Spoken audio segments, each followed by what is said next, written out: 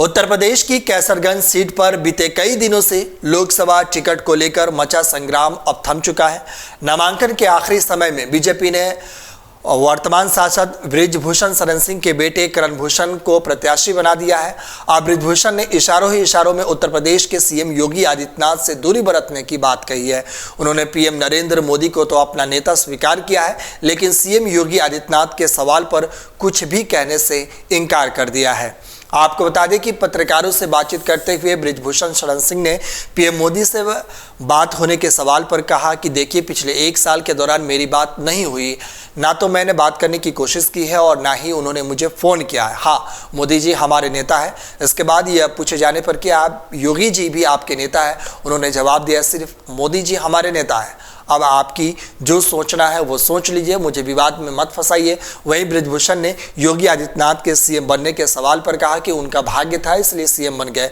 प्रदेश में ठाकुर पॉलिटिक्स के सवाल पर बृजभूषण ने कहा कि ना मैं ठाकुर नेता हूं, ना योगी जी ठाकुर नेता है, वो संत है। हम सबको साथ लेकर चलते हैं, भले विचारधारा अलग हो, हिंदू मुस्लिम सिख ईसाई सबको साथ लेकर चलते हैं। हम वोट की नज़र से नहीं देखते हैं। आज भी सैकड़ों की संख्या में मुस्लिम समाज के लोग मिलकर गए हैं, इसलिए हम कह सकते हैं कि हमारे विचारधारा अलग है, लेकिन हम सभी धर्मों को एक साथ लेकर चलते हैं।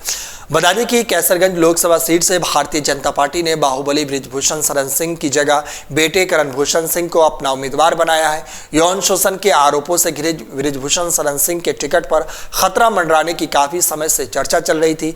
वहीं मीडिया से बातचीत करते हुए महिला पहलवानों ने यौन शोषण मामले को लेकर बृजभूषण से कहा कि हम इस केस में निर्दोष निकलेंगे, सारे आरोप गलत है, कुछ नहीं हुआ है, सिर्फ झूठ ही झूठ है, सच्चाई सामने आएगी। इस तरीके से बृजभूषण सिंह ने मीडिया से बातचीत करते हुए खुद को निर्दोष बताया।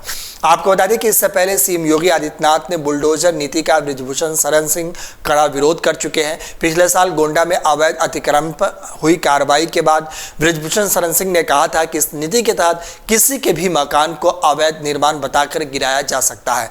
वह गलत नीति है। बुलडोजर नीति के आगे आखिर न्याय प्रणाली का क्या महत्व रह जाता है? तर्क दिया जाता है कि वह मकान या भवन सरकारी ज़मीन, नज़ुल या फिर ग्राम सभा की ज़मीन पर बना हुआ है, लेकिन सवाल है कि पहले इसे क्यों नहीं रोका जाता है और इसके बाद में इसे इस तरीके से गिराना कहीं से भी उचित नहीं है। यह बृजभूषण शरण सिंह ने बुलडोजर नीति पर सवाल उठाया था।